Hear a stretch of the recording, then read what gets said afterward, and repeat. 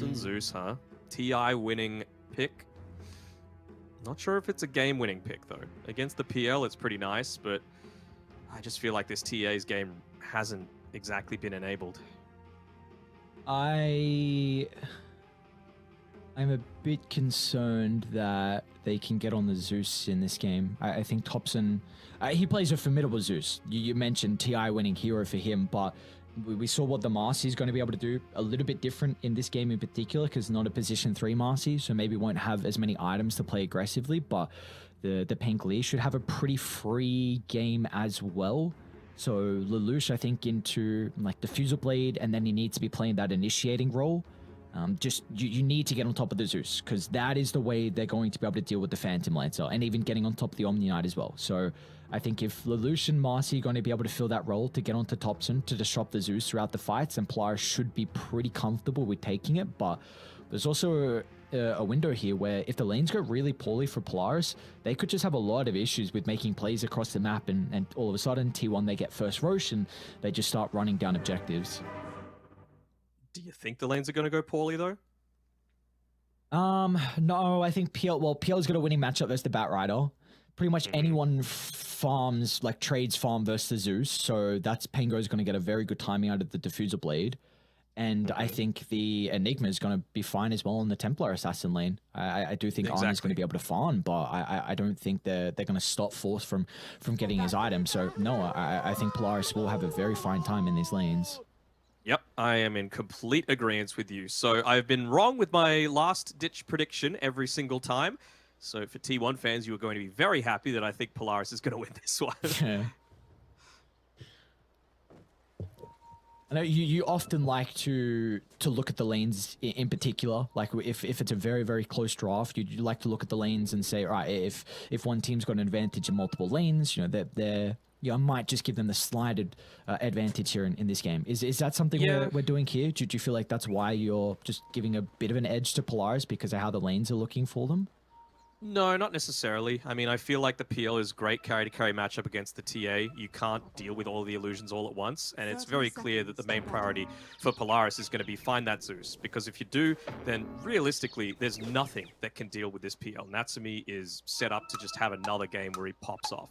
So there's that. You also have Earthshaker and an Omni Knight, which do basically nothing against the push coming through from TikTok, from the Enigma and the Eidolons. So I think Whitemon needs to play this lane incredibly well if they're going to stand any chance in T1.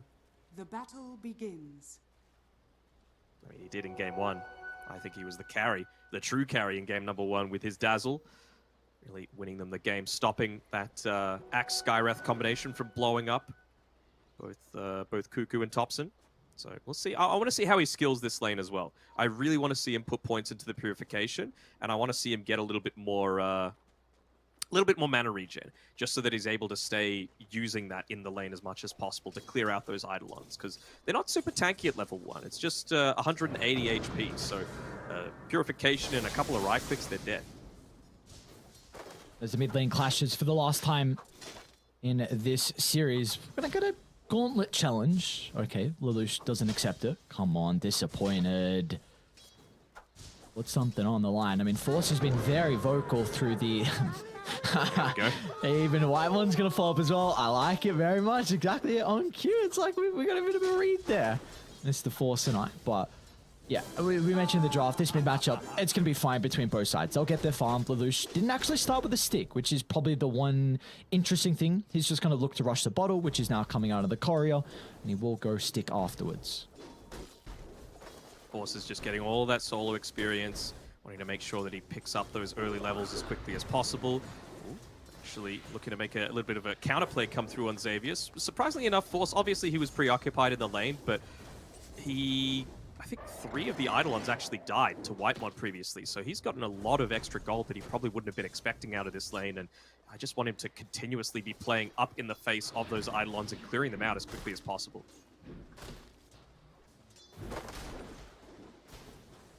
And with our other side lane, like we were mentioning, that PL is going to have a very good time versus the Batrider. What are we expecting that T1 can do to maybe offset this? Do they need to just play and avoid the lane, just kind of drag and not have this natural setup, or is that maybe not the play here?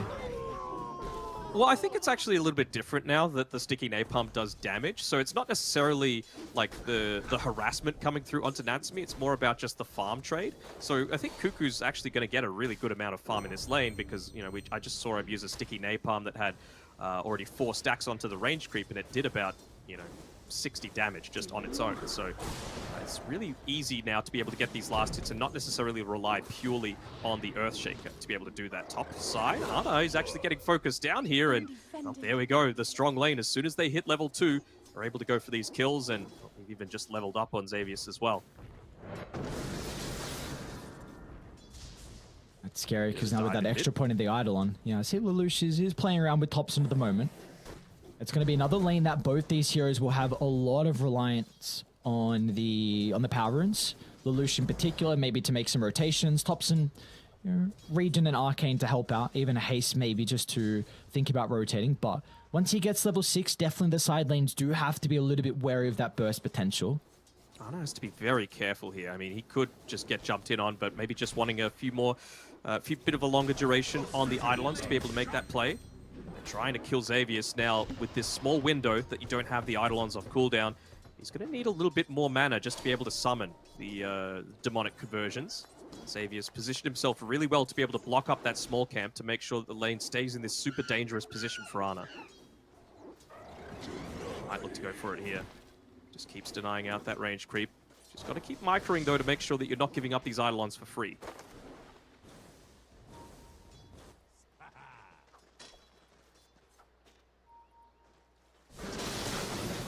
The pull off as well. Will this make the lane a bit safer? Oh, doesn't quite get it. So a bit of a mistake coming through, although Lelouch, he's getting chased down here, and Zephyr is going to join Thompson in the mid lane, but looks like they've at least secured the top water rune for Lelouch. Yeah, he was doing a really good job from Zephyr. Even I believe he unblocked the Ancients and how he can make some stacks here for the TA. Probably the Batrider first.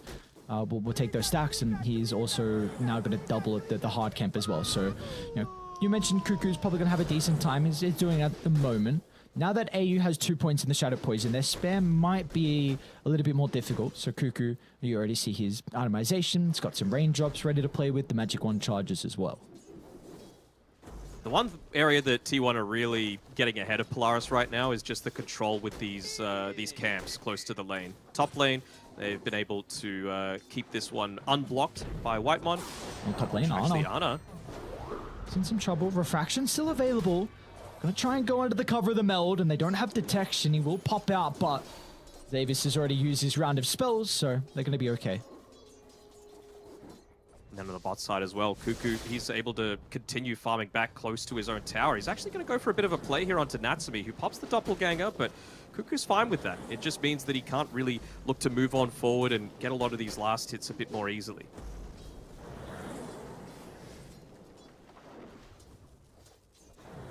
This wave is going to give Thompson his level 6 though, so even Lelouch has his own, so Thompson's going to be pretty cautious. Of course, can play around with a heavily jump. As long as Lelouch has a wall to bounce back on, could have some threat, but Thompson having that Thunder God's Wrath now could open up the kill. See, they were trying onto Natsumi bottom, but a nice doppelganger when Zephyr was charging up the fissure. I think that was just bait from Zephyr. He wants him to bait out the usage of all of this mana, just so that he could look to make those plays onto him with the Thunder God's Wrath. They forced out the heavily jump, but they're going to be fine. Now they can turn it back around with Whitemon's TP. They'll chase down Xavius. He'll take away the Vision Rune at least. And Thompson's out of mana, so they won't even get the kill. Very nicely done. They kind of bait the TP from Whitemon. I guess it is a Rolling Thunder expender from Lelouch, which early on is like 90%. Ana, he went out of the meld. He went out of the meld. He was there. He wasn't under the cover of a Sentry Ward, and he just right-clicked someone. Oh, no. You can't be giving up kills like that in this lane that's already so difficult for you. Bottom lane. Bottom lane so well. Have they done the damage to get the Thunder Gods out? They're lacking the mana at the moment from the Zeus. So Natsumi will be fine. Went into the Strength Twids. Had enough time for the magic. He might be able to kill off Cuckoo. Up to 4 stacks. Zephyr's going to hold him back at the moment. Nice sidestep from Cuckoo. Now they can go back in because Cuckoo himself is finding some sticky napalm stack. It's a very interesting lane we have down bottom. Just Both the Shadow Demon and the Batrider wanting to play their distance, just to spam out the abilities, but this time it's going to be Cuckoo that comes out on top. It's all about playing around those cooldowns, right? Making sure that Cuckoo's got the Firefly available, playing around that Doppelganger. Natsumi actually getting backed up a little bit here by Xavius, and it's a big rotation, unless Zephyr's able to get a great Fisher off. Perfectly done. Lelouch, another kind of movement out of Polaris that's going to be stopped here. So they're going to bring another member down, maybe to refill the bottle. Yeah, Lelouch is trying to give over the remaining sips to Natsumi. And AU will refill now the bottle once again from Lelouch. But this is meaning that no one is farming the mid wave. No one's farming mid, but I think they're still very satisfied with the current state of this game. Force is 2 levels ahead of Ana right now, sitting at the very top of the net worth charts, and he's not looking like stopping. They're just looking to group up around this Vlad's, looking to potentially go into the full Wraith Pact as that first item, because they have plenty of ways to be able to interrupt the Black Hole for now. It's all about the push. That's what you need. Both of the Rivers runes going to be in some trouble. Xavius up top will go down with the Thunder God's Wrath, and meanwhile to the bottom one, Lelouch this time will convert with the use of the Rolling Thunder. Now they're even going to look to try and take a stack away. It's just a double stack of the hard camp, nothing too crazy, but it will definitely slow down the farm from T1. Yeah, every little bit helps for sure. Thompson, he's going to walk on in and see that, well, his precious stacks are gone, although Cuckoo doesn't really have the movement speed to be able to catch up to them just yet. Could pop the Firefly if he wants that little bit of extra movement speed, but some of these rotations coming through, I mean, Shaker, well, he's all the way back in base and can't actually TP out because he tried to escape previously. I'm not sure if Ana wants to come up here and stop this push. If he goes just one step too far, Xavius just disposes it back into all those Eidolons and he goes down again. And this time they've got the detection. Well, this is really important now for T1. They get a double stack, another stack, I should say, at the Ancients. Actually, never mind. The Thunderhide didn't, for some reason, aggro to Whitemon. But they get a second D-Wood, which means that Polaris now, they definitely had a lineup to be able to invade the jungle. We just saw it prior, but they needed the vision to play with. So now that T1 have safely secured their triangle, the Batrider can go back. Cuckoo maybe trying to get an early blink, or you can give the farm to Ana because he's very much struggling off the back of the lane. Yeah, it's very important. I mean, any time that you see a TA, you need to give him the farm. Like, Topsid, obviously you can't exactly play aggressively as a Zeus, especially with that Thunder God's Wrath not available. Not even in a state to have the Lightning Bolts available for some of these D-Wards, but he's making a lot of these aggressive plays to be able to find someone, get any sort of pick-off, but who exactly feels killable at this stage? Really, only AU, to be honest, and, well, he's actually making some of his own stacks. It doesn't seem like they're going to be able to blow anyone up unless it's like a blinking lasso or like you said, maybe Cuckoo finds AU alone or another hero as well. So maybe just farm at the moment for T1 because they will have a very, very strong 20-minute timing kind of push back because of how slow Ana's been farming at the moment. But he's got the Bassi tread, so he'll be able to keep up the mana inside the jungle. So plenty uses of refraction to be able to buff up his farm. We're really just looking at him. We've got a 10.5-minute Wraith Pact coming out here for oh for my Force. lord. Like, he is actually having such a bonkers game where you're not even going to have full value coming out of this Batrider, right? He is the one that's doing the majority of the initial damage coming through. Like I was saying before, Omni Knight doesn't do it. Earthshaker doesn't do it until he's able to get into the Aghanim Shard. So, yeah, it's all on Cuckoo's Batrider, and suddenly if you're just reducing 30% of it, what exactly are you accomplishing? Force? Is he going to solo Black Hole Ana? He's considering it. He wants to build up those They get the Eidolons Eidolon split. He's going to step out. There we go. Okay. Alright. I guess he, on top of Xavier, still see 3 other tier 1 heroes, so maybe he felt like it was going to be a bit too difficult for him to find the Black Hole with Zephyr nearby to cancel that. So Thompson gets a much-needed kill. He's up to 2 kills of the game and very close to the Kaya for the Zeus. And I wonder what the build is going to be for Thompson in this game. You know, we've seen a lot of the Kaya into the Aghanim Shard, back into the Kaya and Sunj. And then kind of from there. The Scepter kind of afterwards as well. Yeah, I feel like it's pretty important to get the Scepter early-ish in this game, just because you're going to have the ability to find out the Enigma from long range. You know, if you get anywhere near some of these team fights, you know, obviously you're not going to have an Aether Lens super early on.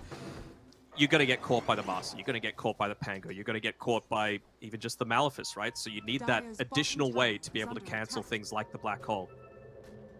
Nice read. Great read from Natsumi. TP's out of bottom. Getting away from the smoke gank from T1 because they have this blink completed on Cuckoo. Really needed that kill to slow down the Phantom Lance's game, who hasn't been farming overly well. Midas now completed for Natsumi will definitely be that steroid that he requires to be able to be the late game threat that we're expecting him to be.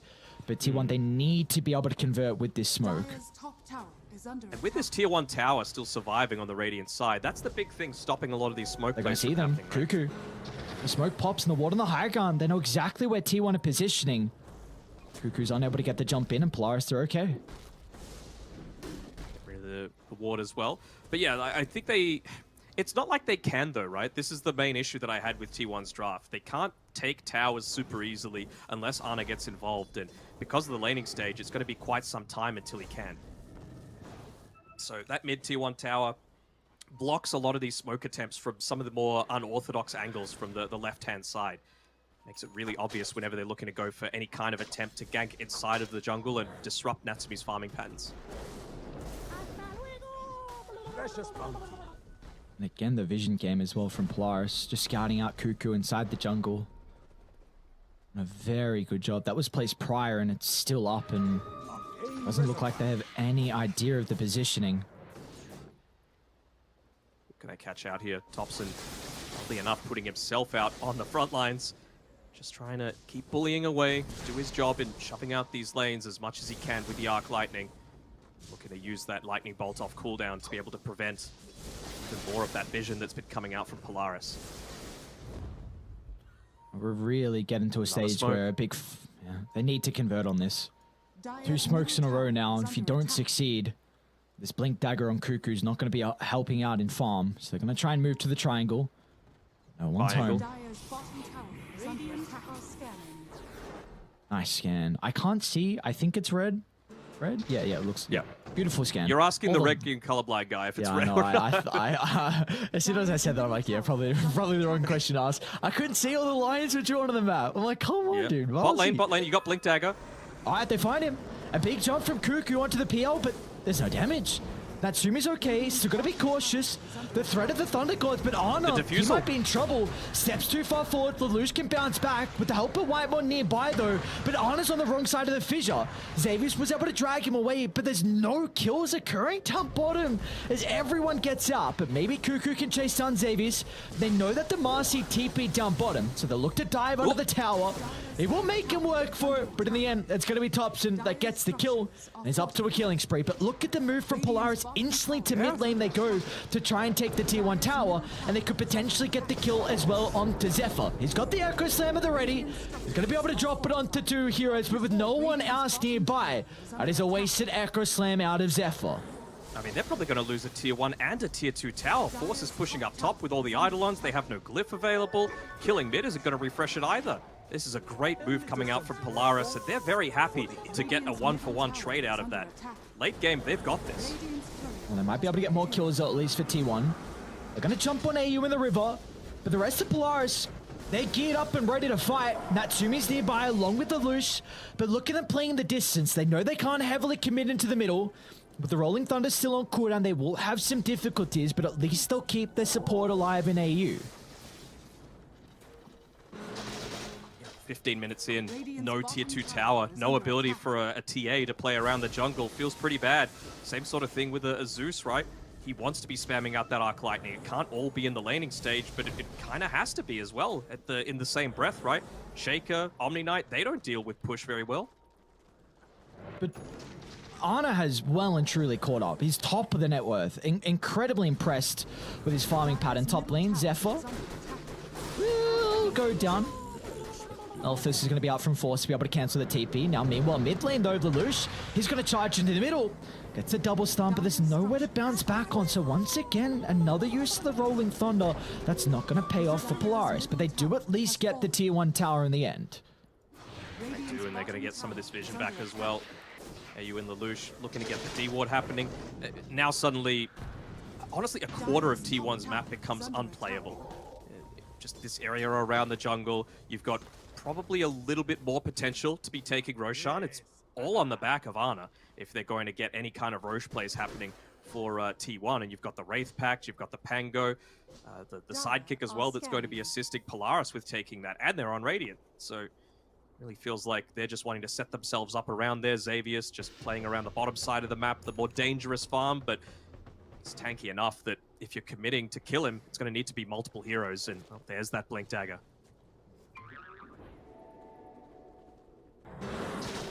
Another very slow-paced game. Either sides have been trying to make their plays to trying to set themselves apart, but there's only one kill in it at the moment. The Polaris have been able to edge out a pretty big lead early on in regards to the net worth, 3,000. But they are getting close to their item timings. Deso just completed on Ana. Still going to be quite some time away from Cuckoo's BKB. We do see the other items though. We didn't, Zephyr with the Ag Shard. So they are definitely in a position where T1 can take a fight. But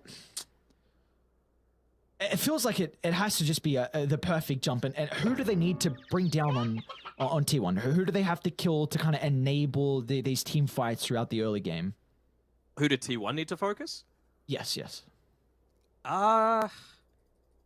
Probably the Enigma, to be honest. Like, if you could get him before the Wraith Pack's there, then, you're not dropping the Midnight Pulse. It means that the TA can stand and fight a little bit more without worrying as much about the refraction charges. But, I mean, I guess you're into an Unleash, you're into a Swashbuckle, you're into PL and all the illusions. So, I mean, it's kind of getting to the stage where there isn't exactly an ideal target. And whichever target you find, it's going to take a big cooldown to be able to kill them, right? Probably the lasso. This was the big thing that had me leaning towards Polaris's draft as the stronger of the two, because Earthshaker, Omni, they don't do that job at all.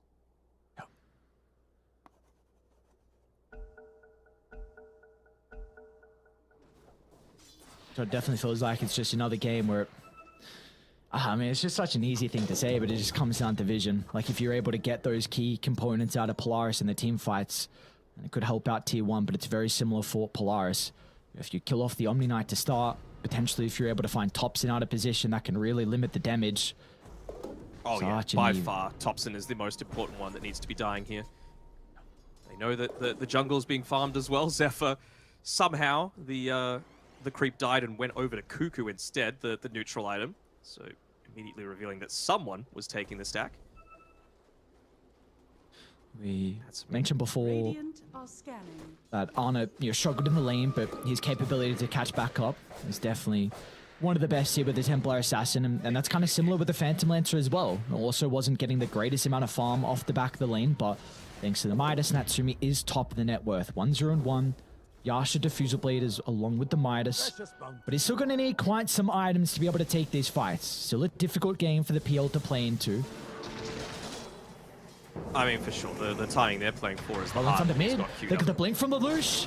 It's a decent start, but they don't get to bounce back onto Topson. At least the Purge going to be able to hold him inside the river. Xavier's going to try and fall with the damage as well, but Topson's still alive for the moment. Still Force jumps in, gets him Elephas. The answer from Cuckoo's not enough. They'll be able to charge him down, and now without the back rider, along with the Zeus, it's easy pickings for the rest of Polaris. As Lelouch can close the distance onto Whitemon, and this could open up the pit now for Polaris. Lelouch, more like Lel ouch. He was able to get right on top of them, get all of that mana burned off very quickly into that team fight. And it was another pretty decent Fisher coming out just to try and stop the pathing of the Rolling Thunder, but the work had been done. The Zeus had no mana. You hadn't any abilities to be able to deal with that PL or the summons. It's just a draft that's come together so well for Polaris. And TA is a hero that heavily relies on early Roshans. You are one that can just completely take over the game. Without that second life to play with here for Honor, it's going to be very awkward for him. A blink completed, but it's going to be looking for the BKBs. Cuckoo just will get away. He'll be able to get the D-ward off at least. So a little bit more room to be able to play around. They're tipping in. Yeah, he's just coming straight on in. Ultimate to back up. I understand. Low on mana on Lelouch, the mana. A lot of damage. If they can play the distance, they can definitely get the kill. But a banishment's going to give him enough time. Force will even posture aggressively with the Wraith Pack just in case. So cover the retreat. They'll be able to get out of Dire's jungle. That is what it's all about, though, right? Playing the distance. And I feel like you have two heroes that have that capability in Topson as well as Cuckoo on the Zeus and Batrider. And I mean, someone needs to commit. Oftentimes it's being Cuckoo just because you have no one else for that purpose. But again, like, who does he kill? We see him use the lasso and barely tickle someone because the follow-up damage just isn't there. All right, smoke off from Polaris. Let's see where they can get out of this. They see Ana farming in the lane down bottom. He will have Whitemon connecting shortly. Whitemon's in a great spot to pop the smoke. Great positioning out of the Omni Knight, but still Lelouch. He's going to try and target down the Templar Assassin instead because they've got the Black Hole follow-up solo onto Ana, but that's all they needed. The first ultimate of the game nets them a big kill, which will now open up the Tier 1 tower. Radiant structures are fortified. Very, very happy to be able to pop that one. You know, there aren't many safe black hole situations, so if you're able to get one off onto a high priority hero like Ana on his TA, then you gladly take it. Still no way to be able to interrupt it if the Shaker's not nearby. Batrider, of course, still miles away from being able to get into the Aether Lens, let alone the Octarine Core. If Lelouch is going to be in some trouble. It's a great pickoff for T1 to find. A big streak over to Topson. 606 gold. A little bit of gold as well into Cuckoo's bank.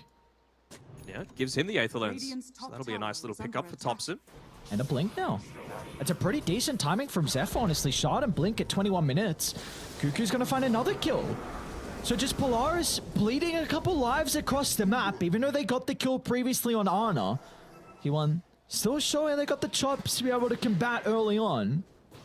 Yeah, really not necessary to give up a few of those kills. I understand Lelouch because they weren't expecting both Topson and Cuckoo to be in the same lane, but yeah, definitely didn't need to be given that one up on the Shadow Demon. Speaking of, by the way, he is going to enable himself to be able to play super defensively as well with that Blink Dagger that he's got queued up, just 300 gold away. So again, it's another one of these instances where you're going to get to the stage where he is the target, excuse me, that you're wanting to be going on because he's always going to be able to get that save through, but it just made it so much harder once he gets that blink. In regards to Whitemon's game on the Omni Knight, because you mentioned that you felt like he was the important piece for T1 in Game 1. What can we see him do to kind of help out T1 in their success in the team fights? He's got a mechanism queued up as his first item. Is there a route that he might be considering going down afterwards? I know it's kind of a pipe dream, but what kind of is the play for him? I'll be honest, I was referring to more about the laning stage for that, just with more points of the purification to be able to deal with it. So we saw what happened, right? Ana just got completely bodied because he was having to deal with all those Eidolons. Maybe... I mean, he's going for the mech. Could he go like a Boots of Bearing sort of build just to be able to buff up Cuckoo a little bit more to provide the ability to play from range for not just him, but his entire team? Would help with whoever gets hit by the Diffuser Blade active too. That's the real PL. Natsumi's posturing very aggressive at the moment. Trying to force some reactions, and he does just that.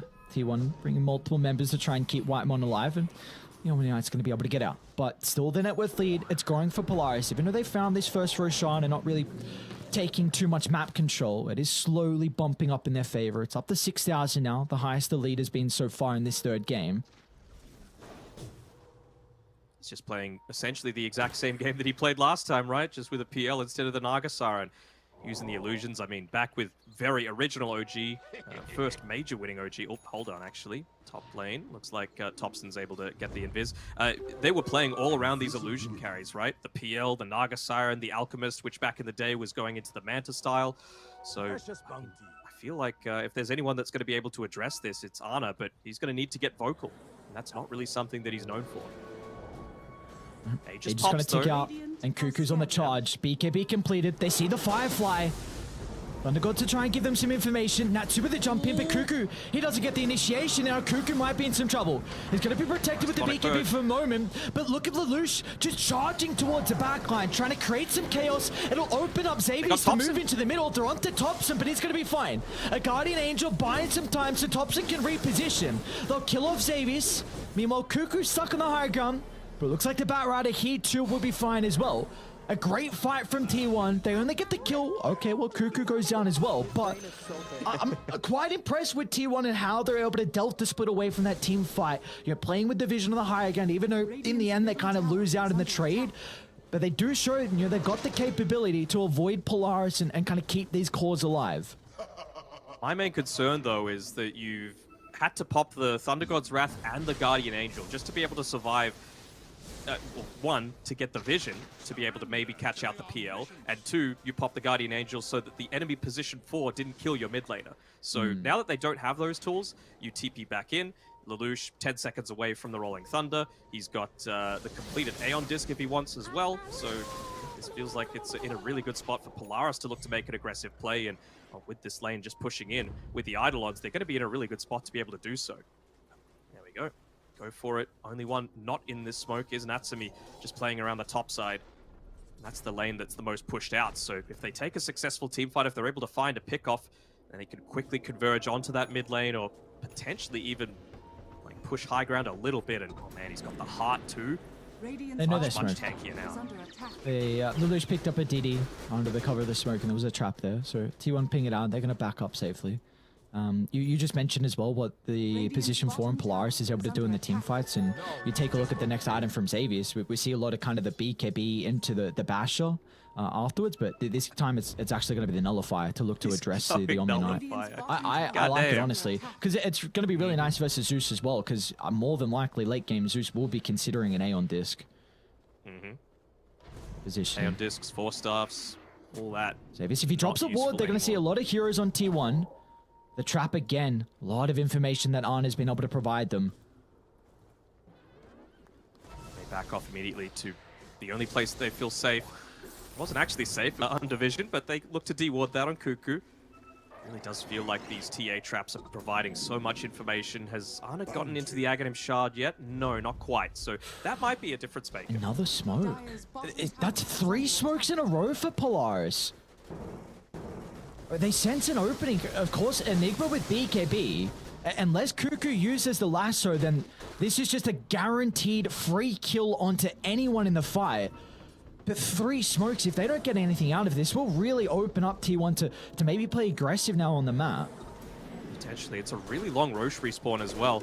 So, again, they want to get a pick-off because they know that this is their strong timing. T1 realize that, so they're playing uber defensively. So it's good play on both sides, but like you mentioned, it does open up a small window for T1. However, Polaris are happy with going late. It's an Enigma and a Phantom Lancer who's in an advantageous core-to-core matchup. So things are just going to get easier. We mentioned before Xavius on his Marcy. Getting into that Nullifier is just huge, right? Position 4 with a Nullifier, kind of nuts if you're able to get to that stages, and it never really feels like the Omni Knight is going to have that same level of impact. Maybe the Shaker. Zephyr's been playing pretty well.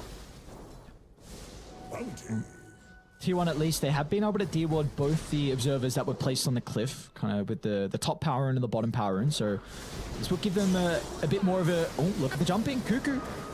Onto the Marcy in the mid lane. Lelouch is instantly going to be able to follow in pursuit. Trying to charge down Thompson with the diffusal slow. You're able to close the distance, but Whitemon's going to protect him and the fissure as well. Once again, the T1 supports are doing a really good job to cover the retreat whenever the Rolling Thunder is used. It was always this duo within SCA for at least 2 years. They were the best support duo out there, and well, clearly showing why. Just their positioning always on point, spell usage, recognition of where's safe to play on the map, and well, I feel like they're not going to feel too confident in going forward now because that BKB Black Hole Disruptor in the Flaming Lasso, it's not available. Look at this observer ward. It's giving them so much information. They're going to be cautious, T1. Natsumi's going to charge forward, but the traps again. Giving T1 that opportunity to be able to reposition. Ana's considering about beating back onto the Phantom Lancer, but he's very hesitant with his own positioning. He bought the shard on Ana as well, so he's going to have that little bit of silence to be able to stop, for example, the Shadow Demon for going for the saves.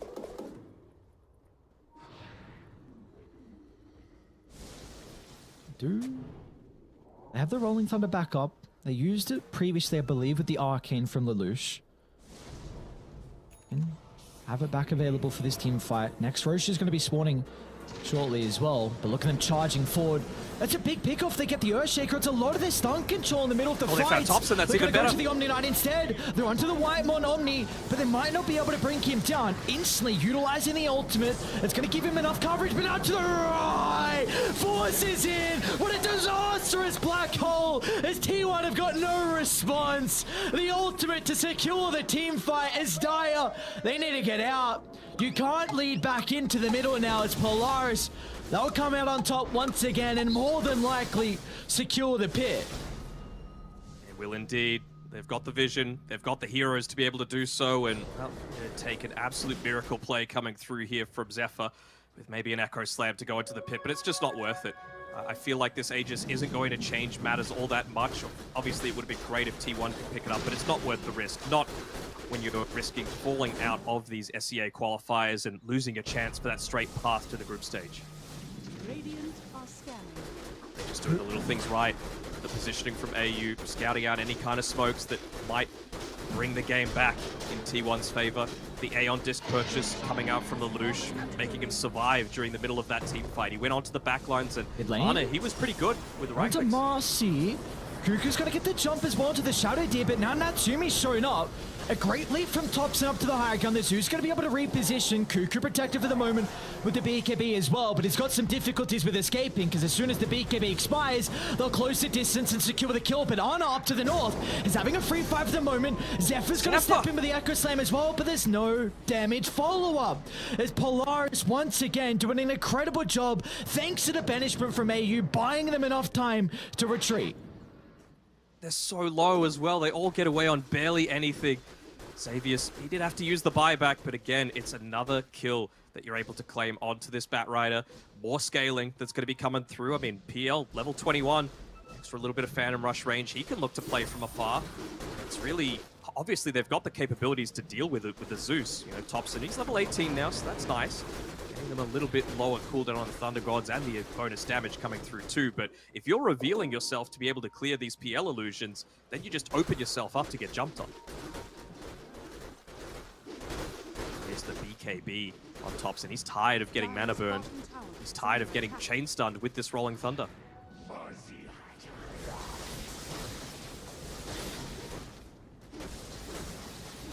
Kind of feels like they... I feel like they need a gem on Polaris. The only thing in my eyes that's keeping them in this duel. Onto Ana at the moment. Beautiful double fissure. Are they going to be able to move in though with this start? T1 playing the distance. Ana's going to try and get the jump. The last right click, it's enough to get the kill. It's a big one to be able to bring down. They get Marcy as well, but in the middle of the team fight, Lelouch and Natsumi, they're onto Kuku. It's not going to be enough damage because meanwhile, Ana is just ripping the backline apart. A triple kill for the Templar Assassin. It's going to move over towards the Pain Clear with the blink back online. Ana gets an Ultra, and all of a sudden, T1 are back in this game 3. All it takes is one team fight, and it's just a little bit short as well of the initiation that they were going for. They were a little bit short on some of these big ultimate cooldowns, and even just the Aeon disc wasn't available on the Pango at the time, so it meant that they were having to be forced away. It gives them a longer cooldown now on the Aeon disc, which means that they're able to play around some of these longer cooldowns a little bit more effectively on T1. Obviously, taking a Tier 1 tower isn't absolutely amazing, but Ana, he is starting to really dish out the damage, and I think he's finished up the Daedalus as well. We see what can happen when... Well, back to live. Natsumi's on some of the heroes at T1. Kuku's going to be okay. I don't know if Whitemon's going to be in trouble, though. Phantom Rush is back up. Natsumi's got to be a bit cautious. They're starting to connect. Zephyr has the Echo Slam, but without other members, they won't be able to get the kill, and that is the gem. Well, it should please get the gem. Please don't let the Cory get the gem. Yeah, AU's pinging it. AU's pinging it. Oh, Korea. Run away! Run away! Oh, not the Shadow Demon. The miss! Oh, the miss! No! The miss How again! many misses? What's going on? Okay. What did I just witness? What? Oh my lord. Alright, this is a big item. PL's about to have Nullifier completed, so that will really take the Omni Knight completely out of the equation. I think he immediately goes and buys it and says, look, you don't have Guardian Angel for this little bit. We've got a minute left on Aegis. Let's try and get at least this tier 2 tower. Yeah, I think so. And I think for T1, very similar to what we saw, how their last team fight played out, it needs to be the Earthshaker and TA combined together. If I've mentioned a lot, but you need to play distance, you need to kind of play the edge of the team fights, fissure from afar into the enchant totem, and have the long-range TA be able to right-click them down, kite in and out. If you can do that successfully and kill off some of the supports, all of a sudden you've got a numbers advantage, and we can just see what the damage can come out from Ana. Because he went this Daedalus, like he's avoiding BKB, and no doubt about it, you have an Omni Knight to protect you, so now that he's got his damage items, he can consider going back into the BKB to kind of enable him to right-click. He's been caught out in the lane a few times, but his positioning in the team fights is pretty damn solid, right? To be able to get away with not going that BKB against a Pango that's constantly rolling through, against the Marcy that's wanting to jump on top of you every single time. Get that bottom tower for free. It was already very low. Don't know if they'll be able to claim mid, though. Thompson doing his best to shove it out. Backed up by Whitemon, just playing a little bit further behind. They're going for another smoke here. Will this one catch out? And they know that Ana's up top. Might be Zephyr in good position once again to be able to find this one out. Actually avoid the lane, though. They're trying for the big wraparound. He's not quite in the Ana spot. He's a little bit south of that. But Xavius, will the smoke pop? See the Shaker. That's not the target they want, though. Oh, it gets up and gets out in time. Oh, the Spidey senses, man. Very nicely done. Very nicely done indeed. T1, 6,000 deficit for them. And the items once again starting to be accumulated. You even got some 20 talents, in particular Thompson. Extra damage with the Thunder God's Wrath, plus 100. What level is Ana? Oh, he's 22, so he's well and truly past that. It's gone for the Melt Dispels in a game like this.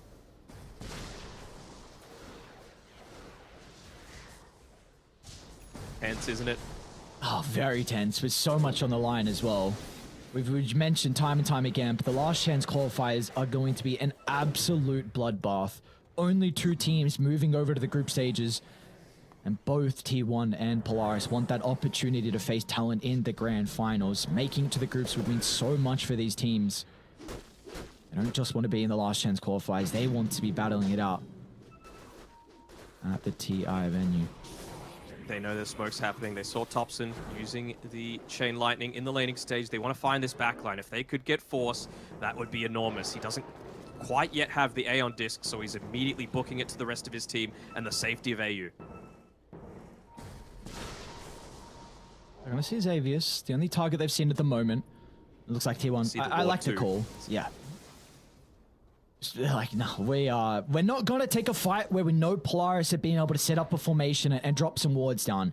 We'll force them to come to us, but kind of the issue with that is top is getting shoved out, so someone might have to show. I was thinking maybe Force might have summoned Cuckoo just stole a Spell Prism. That's a pretty big item, man. Was it stolen? Yeah. Oh, it was. Yeah. Instantly just runs over to Thompson, gives him the Spell Prism. A little bit of a laugh as well. All right. I want to see if they get a telescope as well on T1's side. They got one on Polaris, but he wasn't really lucky on Ana with some of his neutral items. Like now, the Mindbreaker, the Titan Sliver, they're of course totally fine. But he just wants that little bit of extra attack range, right? From either the Grove Bow or the Enchanted Quiver. Just so that he could be a little bit, again, more playing the backlines, playing around the fact that up until now, he hasn't had the BKB, but I guess now that he's picked it up, he feels a little bit more capable of being able to man up and take these team fights. Finally, Tier 2 Tower is going to be playing for T1, so they will be able to get the outpost control now. Let's see if they want to set the formation up down bottom and take a fight. They've got a decent ward and a couple traps as well to scout out. Of course, Radiant do have this gem over onto Xavius. He's also changed up the build, feeling like the Nullifier was a bit too difficult of a route to go down. Second Spell Prism available was just picked up, and it's actually Ana that's going to be holding on to it for now. Never mind. It's the Titan Sliver back in the item slot. I mean, you've got to be giving that one over to Whitemon or Zephyr, surely. He's still holding on to an Arcane Ring. Maybe Cuckoo might take the Spell Prism and Zephyr. They're going back and forth. I don't know what Zephyr wants. He's got the Timeless Relic at the moment. And yeah, Cuckoo's got the Spell Prism. All right, smoke on smoke. Gaia They're going to path over to Radiant's jungle. Whitemon You first. I do don't know not about want to this. enter the high ground. This is a hero that is so important to the lineup at T1. You cannot lose the Omni Knight at the start of the fight. There's Cuckoo. He gets a jump. Over to Xavius. AU's instantly in with the banishment, but there's a double damage rune as well. Natsumi's going to snag that up, so they will have this advantage now as instantly T1 on the retreat. They'll be able to get back towards the T2 tower. Can they go back in though? Because meanwhile, Whitemon, he's completely isolated a rest from the T1 members. They'll kill off the Omni Knight. He does have a buyback to rejoin if the team fight breaks out. Looks like that's not going to be the case, as Polaris, they're happy with what they've got. What I really like about how, I want to say it's Thompson making a lot of these calls. They are just refusing to fight under areas where they don't have the information advantage. As soon as they saw that Observer Ward with the lightning bolt being dropped next to Whitemon, they did that's an not aggressive blink. Zephyr's going to be in some trouble now. Instant use of the Nullify, but the Echo Slam, it's not going to be able to get enough distance away as the Illusions will finish the kill. Another support going down. And that's the Echo Slam expended as well, so they will not have this for the Roche fight. And it's the longest possible Roche fight as well. It was like 2 minutes, 50 seconds, so it's going to be favoring T1 a little bit, allowing Zephyr to respawn and still haven't impacted this fight. Of course, the Aghanim Shard means that you're not useless outside of these Echo Slams. Of course, he doesn't want to buy back, though. That Wind Waker could be a big difference maker as well in some of these team fights, if you're able to catch out someone that's getting chain stunned or within the black hole.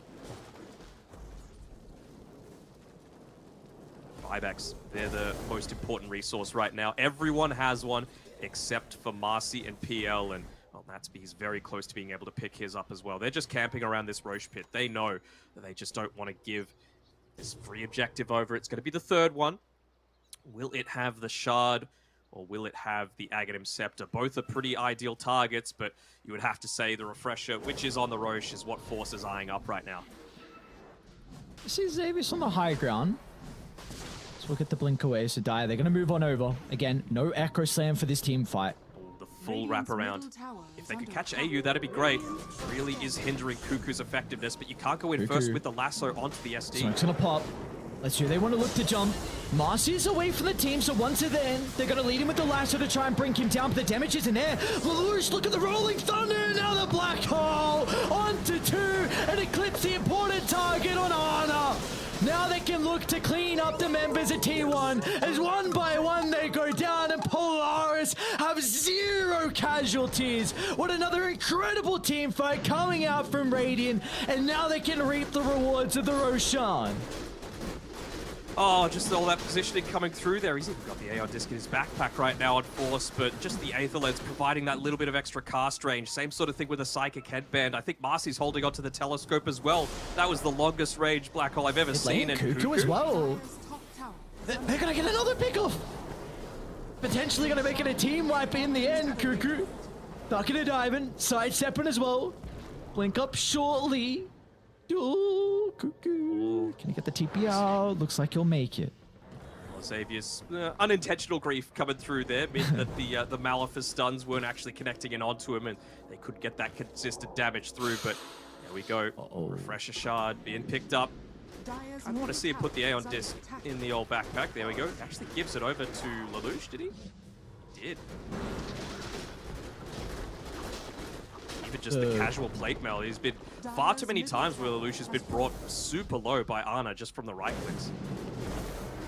The Shadow Demon's not nearby though, having just reclaimed the outpost, so I wonder if that's going to give them the sense that they could maybe look to make this high ground defense, go for an all-in play, drag them back underneath the tier 4 towers, but this is still a level 25 PL with Aegis that you're having to contend with Nullifier. Speaking of that Shadow Demon, not quite yet level 18, but he does have the Aghanim Scepter as well. So now you've got 3 different ways to be able to purge off things like the Guardian Angel. Do we feel like Polaris, even with this Aegis advantage and 14,000 net worth lead, that they can crack the high ground? Or is it just they need a pick off beforehand? I think they're always capable of doing it, right? You can just send the PL Illusions there. I believe Natsumi's got the Aghanim Shard. Yeah, he does. They're tanky as hell. Skadi, Heart, Sanjin Yasha, Ascetics Cap, everything that's just going to give a ton of HP through. And then the Eidolons as well, of course, assisted by the Wraith Pact. So you think about that and you think, well, you know, Zeus is probably going to be able to deal with them reasonably with the Arc Lightning, but the Eidolons have a lot of magic resistance, so they're going to be surviving a fair amount. And then all that really is again, just revealing the positioning from the Zeus. That's going to enable you to make these dives happen with the Marcy, with the Pangolier, and if Zeus dies, the team fight's just completely open for you. They still got plenty of buybacks, though. That is one thing that T1 can look to play around with this high ground defense. That's really the big advantage that they are going to have, in fact, is just these buybacks. So we'll see how much they're going to come into factor here. We'll need probably a couple if Polaris do look to siege. Really want to see AU just prioritize that level 18 as much as he can. He's, what, 12 experience away. It's only 100 damage, but it does make a difference if you're able to just layer this one out onto 3 separate heroes. That's 300 extra damage that you're outputting as a support in a team fight. Close that up, and there we go.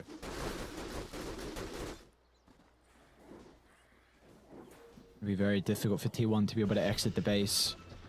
Or this far behind. Maybe you're looking to try and give as much experience as you can over to Ana.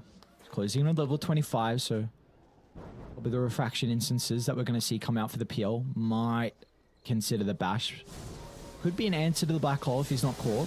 Does have a decent amount of range, but maybe with the nerf, the refraction instance at 25, we might see a little bit more of the meld hit bash, but it's pretty much always been the left talent.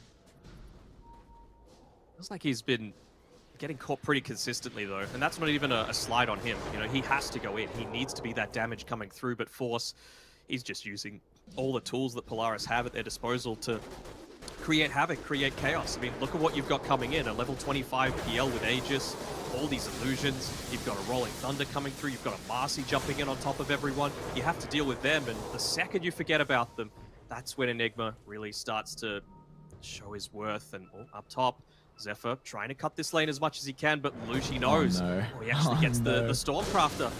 The damage disabling. Is he going to get the flick away? Oh, the swashbuckle in the nick of time, and now Lelouch. No way. Oh, on the other way, the U-turn, back he goes, and we'll end up getting the kill. Very nicely done. All right. Pick up onto the Earthshaker and into the top lane, getting shoved out. And I love what Polaris are doing as well. They're making sure they stay by the bottom triangle so that T1 can't even shove out bottom. Oh my lord, Ana. Way too close. Quick fingers, man. He's been around for a while, but he's still got them zoomer fingers on Ana.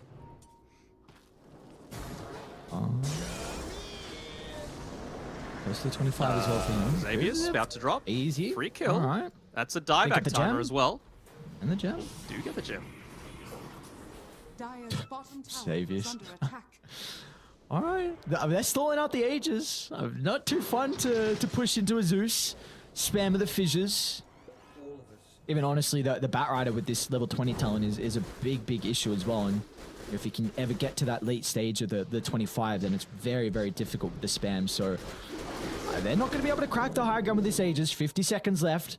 So it's just up to them now to try and get as much farm as they possibly can. Lelouch, he went the Rolling Thunder cooldown for level 25 talent. We see the PL as well. You know, he's already had his for quite some time, but the Doppelganger's cooldown. So it's just up to them to be able to work towards their next set of items. But are they ever going to reach max capacity here? In particular, PL, you know, 7, 0, and 10. 34,000 net worth. What can he How much bigger could the man get? I mean, he's got a Blood Thought. He's got a Nullifier in his backpack. You know, like, it feels like he's pretty much max capacity at the moment. I guess, what, Scepter, Moonshard into Routes of Travel, probably for Natsumi.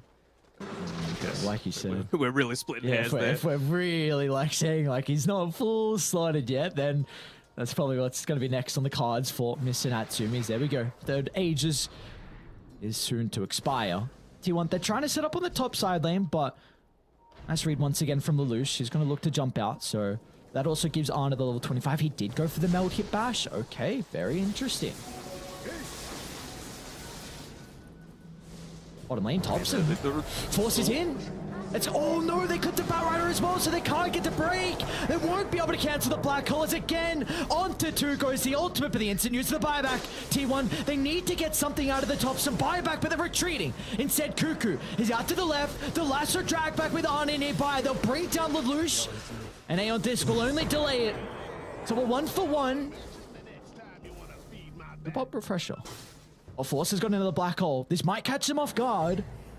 Yeah, they're still clumping up. Not close enough that they're all going to get caught in the same black hole, but they want to make sure that they're able to take this team fight. This is one of the few instances where they've actually had the outnumber. Xavius, he's still playing pretty fearlessly. Looking to place that super deep observer ward. Try and find the pick off Thompson would be the absolute dream. Then they would have nothing to stop this Phantom Lancer at all.